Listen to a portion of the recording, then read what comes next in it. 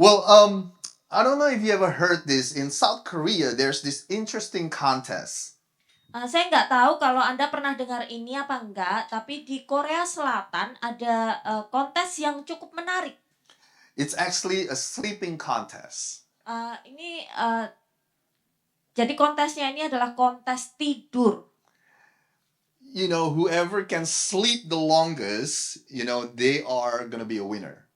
Siapa yang bisa tidur paling lama, mereka akan jadi pemenangnya. Well, actually, the way they determine the winner is by measuring their heart rate. Jadi mereka menentukan pemenangnya itu dengan mengukur detak jantung. So whoever can sleep, I guess experience the deep sleep, they win. Jadi siapa yang bisa tidur paling nyenyak itu yang akan menang. And to add extra fun, they use different distraction during that contest. Jadi untuk membuat lebih menarik lagi, mereka memberikan beberapa gangguan. For example, like mosquito noise and other things. Jadi mereka bikin suara nyamuk dan beberapa hal-hal yang lain. I know all of this sound fun, but there's actually a real purpose behind this contest. Saya tahu ini mungkin kedengarannya ya cuman senang-senang aja, tetapi ada alasan yang lain di balik kontes ini. Because South Korea, they want to raise an awareness of the importance of rest and sleep. Karena Korea Selatan mau membawa kesadaran kepada masyarakatnya tentang pentingnya istirahat dan tidur. Having the good quality of sleep. Untuk punya kualitas yang baik dalam Anda tidur saat Anda tidur. Because based on the research among the countries with the largest economy, karena berdasarkan penelitian di antara negara-negara yang mempunyai perekonomian yang besar, yang like kuat, the US, Australia, UK, Japan, seperti Amerika, Australia, Inggris, dan Jepang, South Korea is the lowest when it comes to the sleeping duration every night. Korea Selatan sebetulnya mempunyai durasi tidur yang cukup rendah per malamnya. And that's the reason why they do the sleeping contest. Dan inilah alasannya kenapa mereka mengadakan kontes tidur. Once again, to raise an awareness of the importance of rest and good quality of sleep. Sekali lagi, untuk mempromosikan betapa pentingnya tidur dan istirahat. Well, this weekend we are celebrating Labor Day weekend. Nah, jadi akhir pekan ini kita merayakan yang namanya Labor Day Weekend atau Hari Buruh Nasional. It seems that every year I'm telling you the history behind Labor Day weekend. Setiap tahun saya nyoba untuk ngasih tahu Anda latar belakang dari hari Labor Day ini. But this year I'm not gonna do that. Tapi tahun ini saya nggak akan lakukan itu. You can just Google it. Anda bisa Google. But just really quick, basically Labor Day weekend started over 100 years ago. Tapi cepat saja Labor Day Weekend ini dimulai 100 tahun lalu. During the Industrial Revolution. Saat ada revolusi industri. Where people actually overwork just to meet the basic need. Di saat orang-orang ini bekerja terlalu banyak cuman untuk mencukupi keperluan mereka yang paling dasar. And that's why we have Labor Day weekend, to give the workers rest. Karena itulah kita punya yang namanya Labor Day weekend untuk memberi para pekerja hari off. If you think about it, there are a lot of holidays that fall on Monday, like Dr. Martin Luther King Jr. Day. Kalau Anda perhatikan di Amerika ini banyak sekali hari libur yang jatuh pada hari Senin, kayak Dr. Martin Luther King Jr. Memorial Day. The purpose is to give the workers like a longer rest. Jadi tujuannya kenapa hari liburnya hari Senin untuk memberikan akhir pekan yang lebih panjang. No, think about this for a moment, right? I think it's amazing that when God created the world, He thought about the concept of rest. Jadi mari kita pikirkan, waktu Tuhan menciptakan dunia ini, Tuhan sudah memikirkan konsep tentang istirahat. See, I don't think God needs rest. Saya pikir Tuhan nggak perlu ya istirahat. But the only reason why He created the concept of rest and then He did it is because He wants to model it to us. Tetapi saya pikir rasanya alasan kenapa Tuhan memberikan yang namanya istirahat itu, Dia mau memberikan kita contoh bahwa kita itu perlu istirahat. I'll read you the verse, Genesis 2, starting from chapter 1. It says, so the creation of the heaven and the earth and everything in them was completed. Saya bacakan di Kejadian 2, demikianlah diselesaikan langit dan bumi dan segala isinya. Verse 2, on the seventh day, God had finished His work of creation, so He rested from all His work. Di ayat kedua dikatakan, ketika Allah pada hari ketujuh telah menyelesaikan pekerjaan yang dibuatnya itu, berhentilah ia pada hari ketujuh dari segala pekerjaan yang telah dibuatnya itu. And verse 3, God blessed the seventh day and declared it holy because it was the day when he rested from all his work of creation. Lalu Allah memberkati hari ketujuh itu dan menguduskannya, karena pada hari itulah ia berhenti dari segala pekerjaan penciptaan yang telah dibuatnya itu. In simple, this is what God is saying. Hey, if I am God and I don't need rest, but I rest anyway, Jadi gampangnya kalau Tuhan bilang, aku ini Tuhan, kalau aku ini yang nggak perlu istirahat aja beristirahat, then you who are not God, you better rest. nah kamu yang bukan Tuhan, ya kamu perlu istirahat. And then fast forward, if you think about how God established the nation of Israel, Dan kalau kita memikirkan tentang bagaimana bangsa Israel itu didirikan, so think about this for a moment, right? We have a group of people, the Hebrews, mari kita pikirkan ini sejenak. Kita punya sekelompok orang yang dinamakan Israel, orang Ibrani, orang Ibrani. because the nation of Israel doesn't exist yet. Oh ya, jadi bangsa Israel belum ada. Jadi orang ini sekelompok orang ini disebut orang Ibrani.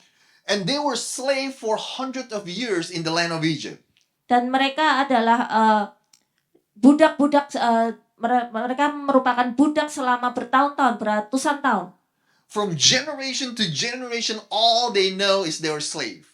Dari generasi ke generasi ke generasi, yang mereka tahu adalah mereka adalah budak. So they don't know how to live with each other. Jadi mereka nggak tahu gimana harus hidup satu dengan yang lain. They don't know how to live as a free nation. Jadi mereka nggak tahu bagaimana hidup sebagai bangsa yang bebas. They don't know how to live as a free people. Mereka nggak tahu bagaimana hidup sebagai orang yang bebas. So when God take them out of Egypt and make them as a nation, which is the nation of Israel, Jadi waktu Tuhan mengambil orang Hebrew ini, orang Ibrani ini dari Mesir dan membuat mereka menjadi bangsa Israel, then God give them laws. dan Tuhan memberikan mereka hukum-hukum, God give them rules how they should live. dan Tuhan memberikan mereka peraturan-peraturan bagaimana mereka harus menjalani hidup. And one of the rules is that they need to take rest seriously. Dan salah satu peraturan yang Tuhan berikan kepada mereka adalah mereka harus istirahat. Exodus 31 verse 17, I'm using contemporary English version. It says that this day will always serve as a reminder both to me and to the Israelites that I made the heaven and the earth in 6 days, then on the 7th day I rested and relaxed. Di Keluaran 31 ayat 17 berkata, sebab 6 hari lamanya Tuhan menjadikan langit dan bumi, dan pada hari yang ketujuh ia berhenti bekerja untuk beristirahat. So how many of you believe now that God take rest seriously? Jadi berapa dari Anda yang percaya bahwa Tuhan mengambil istirahat itu dengan serius? Right? God wants you to take this concept of rest seriously.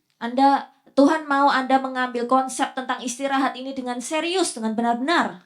So for the remaining of our time, I want to be very practical and I want to share you some things about rest. Di sisa waktu kita ini saya akan menjadi lebih praktis aja dan membagikan apa itu tentang istirahat.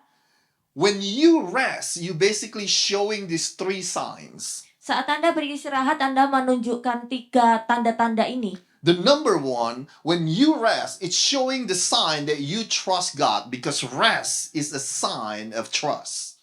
Yang pertama, saat Anda beristirahat adalah sebuah tanda kita percaya.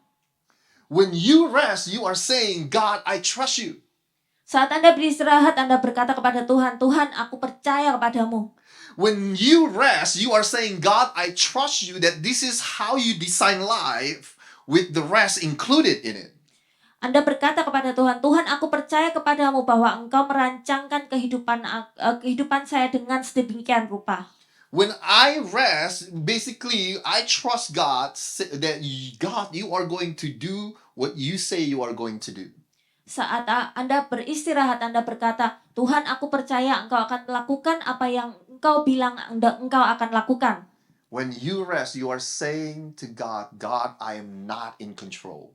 Saat Anda beristirahat, Anda bilang, Tuhan, aku nggak punya kontrol.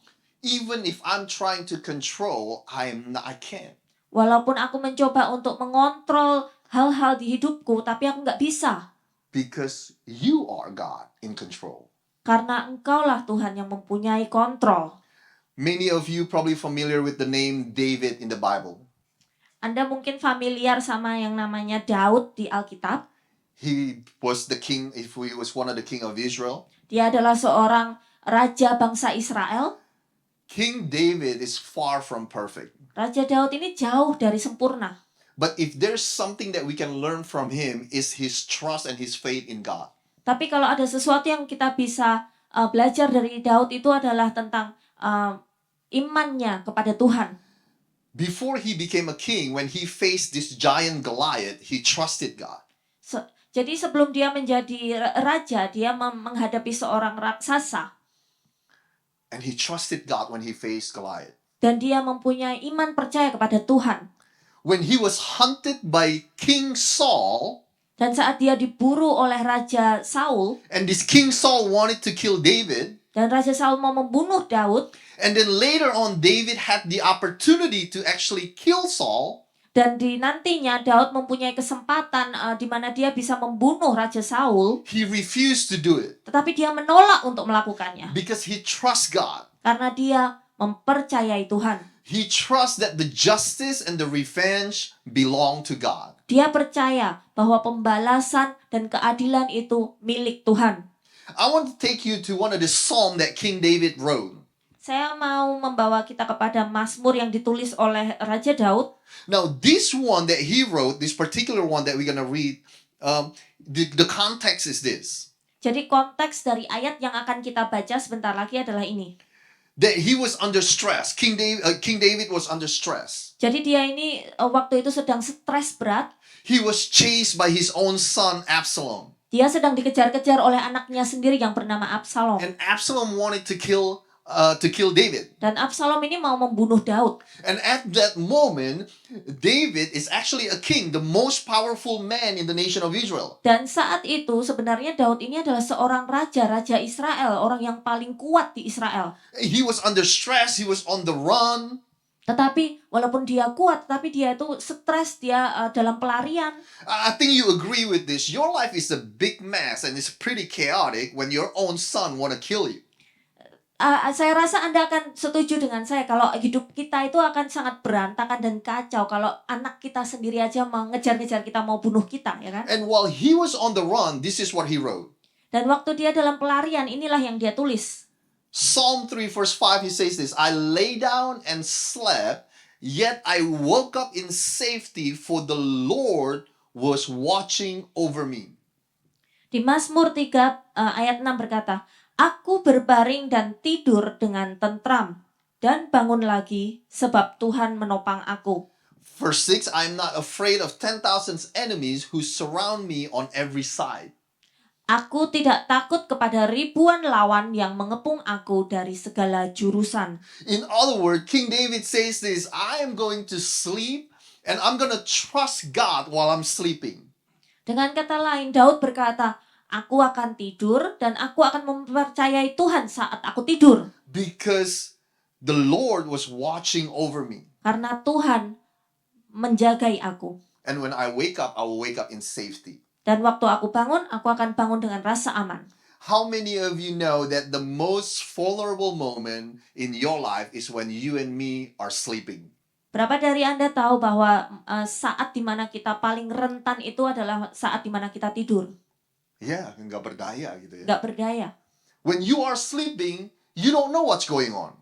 Saat kita tidur, kita nggak tahu apa yang terjadi. You are not aware of things. Kita nggak sadar tentang apa yang terjadi. You cannot control things. Kita nggak bisa ngontrol apa yang terjadi. So many things can happen while you are asleep. Banyak hal yang bisa terjadi saat kita tidur. How many of you agree with that? Berapa banyak Anda yang setuju? This is why I believe people who are able to rest and sleep well are the people who are saying, God, I trust you. Karena itu saya percaya sekali bahwa orang-orang yang bisa tidur dengan nyenyak, istirahat dengan baik adalah orang-orang yang bisa berkata, Tuhan, aku percaya kepadamu. God, you are strong enough, you are big enough to hold the world. Tuhan, engkau berkuasa, engkau cukup berkuasa, engkau cukup besar untuk memegang dunia. You are strong enough and big enough to hold my life and my world. Engkau cukup besar dan engkau cukup berkuasa untuk memegang kehidupanku. Just because I take a day off, my world will not be all crumbling down. Cuman karena saya mengambil off 1 hari, kehidupan saya nggak akan kacau dan berantakan. Just because I sleep, things will not be chaotic the next day. Cuman karena saya pergi tidur, hari besok saya nggak akan kacau balau. This is why the picture of Jesus sleeping in the middle of the storm is such a beautiful picture. Karena inilah gambaran di mana Yesus tidur di tengah badai itu adalah gambaran yang sangat indah. This shows that you can rest even when you are in the middle of storm. Ini menunjukkan bahwa kita masih bisa beristirahat di tengah-tengah badai. This shows that we can have confidence that Jesus is in charge of the storm. Ini menunjukkan kita masih bisa mempunyai kepercayaan diri, kepercayaan kepada Tuhan bahwa kita masih bisa tidur di tengah-tengah badai. So that's the first one. Rest is a sign that you trust God. Jadi itulah poin yang pertama, tanda yang pertama bahwa beristirahat adalah sebuah tanda kita percaya. Are you still with me, church? Masih bersama saya? Here's the second one. Rest is a sign of being secure in our identity. Tanda yang kedua adalah beristirahat adalah sebuah tanda kita merasa aman di dalam identitas kita. How many of you who have children have ever gone to your children's room while they were sleeping? Berapa banyak orang tua di tempat ini yang waktu anak Anda tidur, Anda pergi kepada mereka dan memandangi mereka saat mereka tidur. You have such a joy watching them sleeping and sleep well. Anda punya sukacita, Anda lihat anak Anda tidur dengan nyenyak dan sangat baik sekali. I wonder if that's how our Heavenly Father feels when He see us able to rest and sleep well. Saya membayangkan mungkin itu gambaran Tuhan kita juga ya. Tuhan kita waktu lihat kita istirahat dan tidur, Dia merasakan sukacita. Think about this for a moment. If my children cannot rest and sleep well at night, mari kita bayangkan bersama saat anak kita nggak bisa tidur dengan baik waktu malam. because they worry, what am I gonna eat tomorrow? Karena mereka mikirin ini, apa ya besok yang akan aku makan? Are my needs are going to be met tomorrow? Besok kebutuhanku dipenuhi apa enggak ya? If my kids have to worry about that, Kalau anak saya harus khawatir soal hal-hal ini, think about how embarrassing it is for us, the parents, right? bukankah ini memalukan sekali buat kita sebagai orang tua? In the same way, our Heavenly Fathers want you to know that you are my children, He says. Hal yang sama seperti Tuhan kita bilang bahwa engkau adalah anak-anakku. You don't have to worry whether your needs are going to be met or not. Kamu nggak perlu khawatir bahwa kebutuhanmu akan terpenuhi atau enggak. Your Heavenly Father, knows all of your needs. Aku, Bapamu di surga, tahu setiap kebutuhanmu. Rest and sleep well. Istirahat dan tidurlah yang nyenyak. Are you still with me, church? Masih bersama saya? See? Because we know who we are secure in terms of our identity in God. Karena kita tahu siapa kita ini dan kita merasa percaya diri tentang identitas kita di dalam Tuhan. But the problem with us, oftentimes we cannot rest, is because we are insecure of who we are. Tetapi masalahnya kenapa kita nggak bisa istirahat yang baik adalah karena kita nggak merasa percaya diri tentang siapa identitas kita di dalam Tuhan. In the book of Ecclesiastes 4, chapter 4, verse 4, it says this, I have learned why people work so hard to succeed. It is because they envy the things that their neighbors have. Di buku Pengkhotbah 4 ayat 4 berkata seperti ini. Aku juga menyaksikan banyak orang berjerih payah untuk mencapai suatu keberhasilan hanya karena terdorong oleh iri hati kepada orang lain. Memang hal itu juga sia-sia, sama seperti berusaha menjaring angin. Sometimes we work so hard to achieve success because we want what other people have in their life. Kadang kita berusaha mati-matian untuk menjadi sukses karena kita mau apa yang orang lain miliki. Because we continue to compare our life with other people's life. Karena kita terus-terusan membandingkan kehidupan kita dengan kehidupan orang lain. Today you can rest in your identity in God.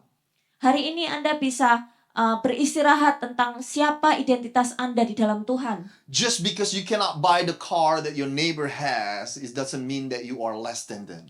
Cuman karena Anda nggak bisa beli mobil yang mereknya sama tetangga Anda, itu bukan berarti Anda ada di bawah tetangga Anda. Just because you cannot put your kids in the elite private school or college, it doesn't make you a bad parent. Cuman karena Anda nggak bisa nyekolahin anak-anak Anda di sekolah-sekolah atau kuliahan-kuliahan yang ternama, bukan berarti Anda adalah orang tua yang nggak baik. Just because your friends' kids, are put into every activities imaginable, soccer, music, and all of that, right?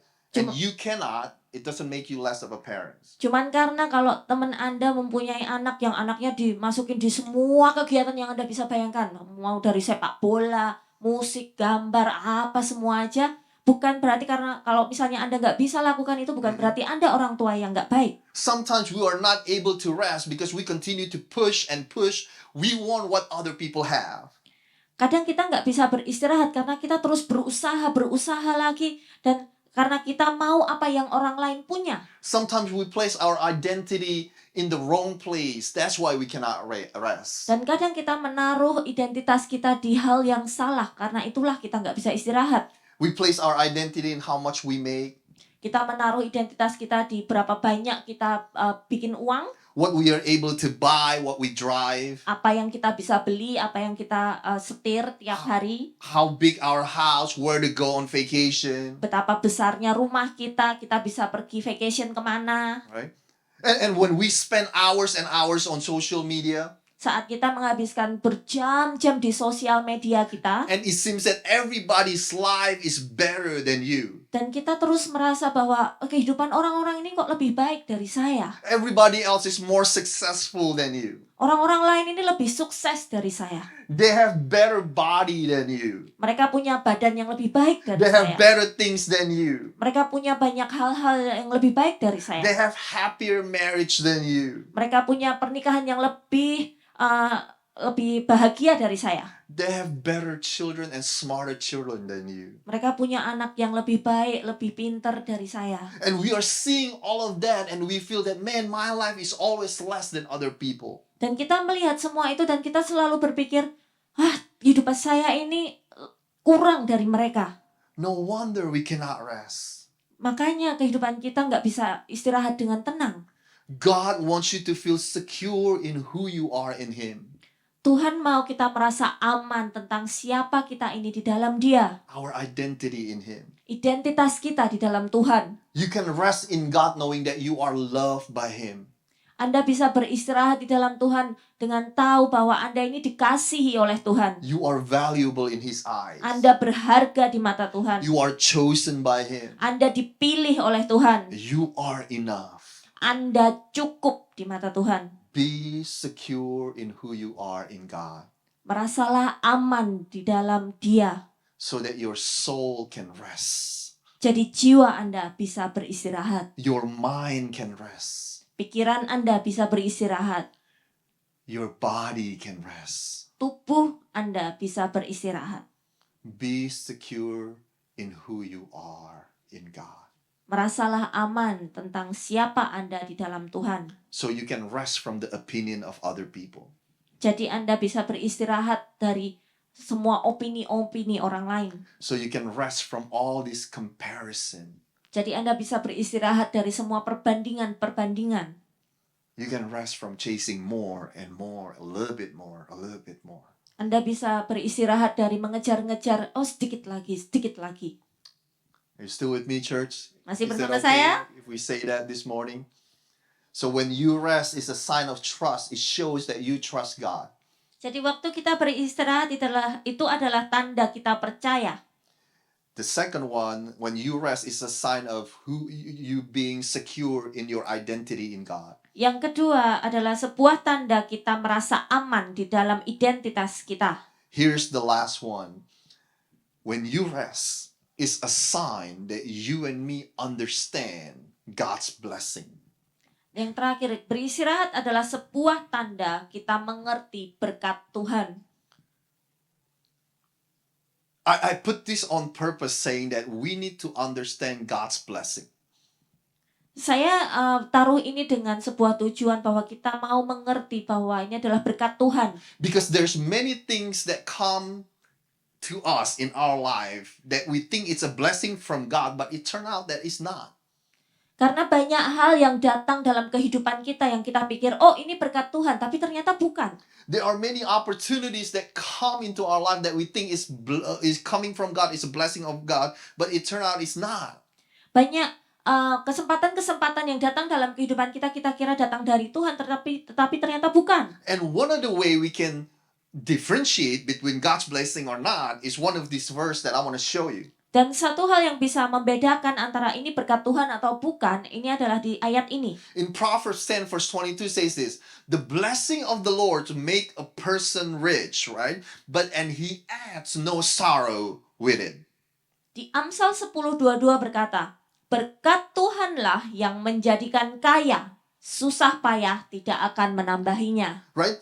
Is it really a blessing if you ended up not being able to rest in your life? Jadi Anda bisa bertanya, apakah ini benar-benar berkat Tuhan, tapi kalau di akhirnya saya nggak bisa beristirahat? Is it really a blessing from God if you ended up being so busy that your family is neglected? Anda bisa bertanya, apakah ini benar-benar berkat Tuhan kalau pada akhirnya saya nggak bisa menghabiskan waktu dengan keluarga saya? If our health is neglected, Kalau kesehatan saya terbengkalai, if our soul is neglected, kalau jiwa saya terbengkalai, so is it really a blessing from God if you get my relationship with God, my family, husband, wife, children are all neglected? jadi apakah ini benar-benar berkat Tuhan kalau sampai keluarga, kesehatan, semua kehidupan saya jadi terbengkalai? Is it really a blessing if we live our life looking for achievement more than relationship? Apakah benar-benar ini berkat Tuhan kalau di dalam kehidupan kita lebih melihat apa yang bisa kita capai? Proverbs 23 verse 4 says this, don't wear yourself out trying to get rich. Be wise enough to know when to quit. Amsal 23 berkata, jangan bekerja mati-matian demi mendapat kekayaan. Bekerjalah dengan bijak, yakni tahu kapan engkau harus berhenti. Be wise enough to know when to quit. Jadi bijaklah, jadi Anda tahu kapan harus berhenti. Psalm 127 verse 2 says this, it is senseless for you to work so hard from early morning until late at night, fearing you will starve to death. For God wants his loved one to get their proper rest. Mazmur 127 ayat 2 berkata, percuma saja bekerja keras mencari nafkah, bangun pagi-pagi dan tidur larut malam. Sebab Tuhan menyediakannya bagi mereka yang dikasihinya sementara mereka sedang tidur. Can I just make something clear? Christianity is not anti-working hard. Saya mau membuat sesuatu hal ini jelas ya. Kekristenan itu bukannya anti bekerja. No, but what I learned from this scripture is actually this. Enggak, jadi tapi yang saya pelajari dari ayat-ayat ini adalah ini. That success, wealth are actually possible even without God. Bahwa kesuksesan, kekayaan itu bisa dicapai bahkan enggak sama Tuhan. You can manufacture success, you can achieve wealth, and you don't need God. Anda masih bisa sukses, masih bisa kaya bahkan tanpa Tuhan. But the question is, first of all, how long it will last? Tetapi pertanyaannya yang pertama adalah berapa lama itu bisa bertahan? How that success gonna do to your life? How it's gonna affect you? Apa yang sukses itu akan lakukan kepada kehidupan Anda? To your family, to your marriage, Untuk keluarga Anda, untuk pernikahan Anda, to your health. untuk kesehatan Anda. So again, there's a big difference between a blessing from God and our own success. Jadi ada perbedaan yang besar antara berkat dari Tuhan di waktu kita membicarakan kesuksesan. Because if it's from God, He will add no sorrows with it. Karena kalau itu datangnya dari Tuhan, susah payah tidak akan menambahinya. There's a famous verse, I don't have it up there, but Psalm 23. Ada ayat yang cukup terkenal, saya nggak punya, nggak ada di slide, tapi di Amsal 23, You probably heard this before. The Lord is my shepherd. He makes me lie down. Anda mungkin pernah dengar ayatnya berbunyi seperti ini. Tuhan adalah gembalaku, ia membaringkan aku, He makes me lie down. ia membaringkan aku. I wonder sometimes that God loves us so much and He forced us to lay down. Saya membayangkan mungkin Tuhan ini mengasihi kita dengan amat sangat dan dia memaksa kita untuk berbaring. Do you know what I mean? Right? Sometimes He knows that if you keep going, this is going to destroy your life. So He forced you to lay down as a shepherd to the sheep. Mungkin Tuhan ini udah melihat kita mati-matian bekerja, nggak pernah istirahat. Jadi dia memaksa kita untuk beristirahat. Maybe this is a different way of looking at it. When we are not well and we feel ill and we have to stay home from work, maybe that can be a blessing also. Jadi mungkin kita bisa melihat kehidupan kita dari sisi yang lain saat kita nggak bekerja, saat kita dikasih hari off, itu mungkin Tuhan mau mengizinkan kita untuk beristirahat. So again, if it's a blessing from God, He will add no sorrows to it. Sekali lagi, kalau ini adalah berkat Tuhan, susah payah tidak akan menambahinya. You probably heard this before, right? You can buy bed, but you cannot buy a good night's sleep. Mungkin Anda pernah dengar ini sebelumnya, Anda bisa beli kasur, tetapi Anda nggak bisa membeli tidur yang nyenyak. You can buy a house, but you cannot buy a family who is living in it. Anda bisa beli rumah, tetapi Anda nggak bisa membeli keluarga yang tinggal di dalamnya. You can buy clock, but you cannot buy time. Anda bisa beli jam dinding, tetapi Anda nggak bisa membeli waktu. You can buy medicine, but you cannot buy health. Anda bisa beli obat, tetapi Anda nggak bisa membeli kesehatan. You might be able to buy friends, Mungkin Anda bisa membeli teman. because when you're successful, all of a sudden you have a lot of friends. Mungkin saat Anda sukses, Anda tiba-tiba punya banyak teman. But you won't be able to buy love. Tetapi Anda nggak bisa membeli yang namanya kasih. So when you rest, it's a sign of trust. Jadi waktu kita beristirahat, itu adalah tanda kita percaya. When you rest, it's a sign of being secure in your identity. Beristirahat adalah tanda kita merasa aman di dalam identitas kita. When you rest, it's the sign that you understand the blessing of God. Saat kita beristirahat adalah tanda di mana kita mengerti itu adalah berkat Tuhan. Because there are many people are unable to rest. Karena banyak sekali orang yang nggak bisa beristirahat. Because they think that, man, it's just a little bit more. Karena mereka selalu berpikir, sedikit lagi. Maybe this opportunity will never come. Mungkin kesempatan ini nggak akan datang lagi. What if other people gonna take it from me? Gimana kalau nanti orang lain yang akan ngambil kesempatan itu?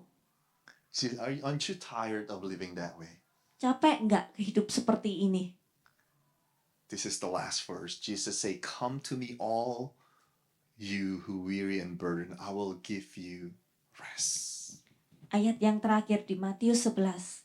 Marilah kepadaku semua yang letih lesu dan berbeban berat. Aku akan memberi kelegaan kepadamu. You know, on the cross, on his last breath, Jesus say, "It is finished. It is done." Di atas kayu salib, di nafasnya yang terakhir, Yesus berkata, sudah selesai. You know, I think if some of us, when we close our eyes and just imagine that statement, "It is done, it is finished," how comforting it is for us. Mungkin kita bisa bayangkan bersama-sama di saat di mana Yesus mengatakan itu, sudah selesai. Betapa memberikan kelegaan kepada kehidupan kita. Because we feel that there's always more. It's never done. Karena kita selalu berpikir, oh Pak, masih ada sesuatu yang bisa dilakukan. It's Belum never selesai. finished. Belum selesai. Right? Something always come up. Sesuatu selalu terjadi.